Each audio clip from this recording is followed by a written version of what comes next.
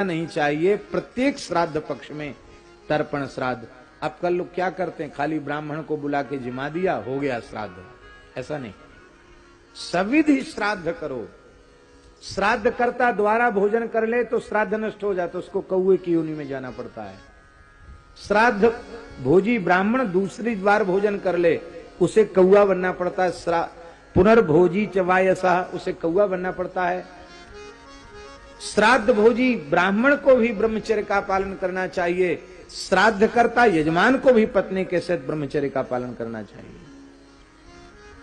संसार में, परिवार में जो भी समस्याएं हैं, उनका एकमात्र और एकमात्र कारण है पितृगणों का रुष्ट होना।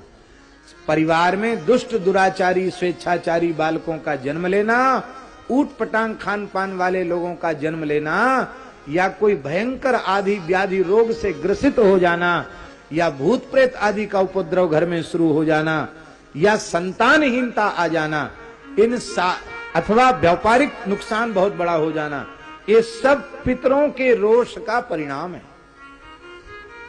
आज एक माताजी बोल रही थी, महाराज जी बड़े दुख की बात है, मारवाड़ी समाज हमारे यहाँ तो खाली ब्राह्मण को बुला के जिमा देते, आज पिताजी की तिथि है, आज दादाजी की तिथि है, बाकी कुछ नहीं करते।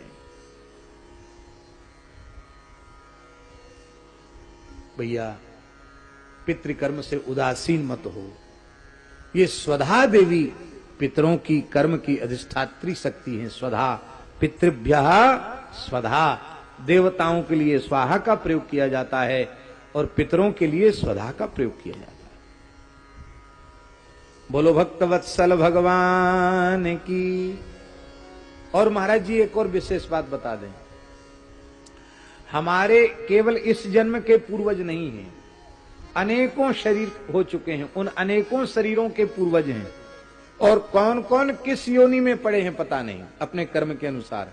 तो जब हम उनके लिए जलदान पिंडदान करते हैं तो वे जिस योनि में हैं उस योनि के अनुरूप उनको आहार मिल जाता है। बहुत ध्यान से सुने, यदि हमारे पितर देवलोक में हैं तो हम यहाँ तर्पण श्राद्ध करेंगे तो उनको विशेष अमृत पिलाया जाएगा, वहां अमृत के रूप में उनको श्राद्ध प्राप्त होगा। यदि वो बछड़े बछिया हैं तो उनको दूध के रूप में श्राद्ध प्राप्त हो जाएगा। यहां श्राद्ध करेंगे उनको उस दिन दूध पीकर विशेष तृप्ति हो जाएगी। सिंह आदि की योनि में है तो उनके आहार के रूप में उनको श्राद्ध प्राप्त हो जाएगा। यहां तक है महाराज जी। और महाराज मान लो हमारे पूर्वज मुक्त हो गए, श्री ठाकुर जी के नित्य धाम में पहुंच गए, तब क्या होगा श्राद्ध का? बोले उस श्राद्ध का संपूर्ण जो पिंड आदि है वो भगवान श्री हरि के चरणों में पहुंच जाएगा, उससे भगवान तृप्त हो जाएंगे। क्योंकि सर्वेशाम पितृरूपी जनार्दनः, सभी के पितर भगवान श्री हरि हैं। उन विश्वात्मा के प्रसन्न होने से सारा ब्रह्मांड तृप्त हो जाएगा। इसलिए महाराज जी जीवन मुक्त महापुरुषों का श्राद्ध तर्पण करने की महिमा ज्यादा है। इसलिए ऐसा नहीं समझना कि संसारी लोगों का ही, जीवन मुक्त महापुरुषों का भी श्राद्ध तर्पण करे तो भगवान की विशिष्ट कृपा प्राप्त होती है। बोलो भक्तवत्सल भगवान की। एक बात महात्माओं के लिए और बता देते हैं, दंडधारी यति गया धाम में जाकर के अपने दंड का स्पर्श विष्णु पद से करा दे, स्पर्श कराती उसका मातृकुल, पुत्रिकुल और आचार्य कुल, गुरु परंपरा, वो सब की सब वैकुंठ पहुंच जाती है।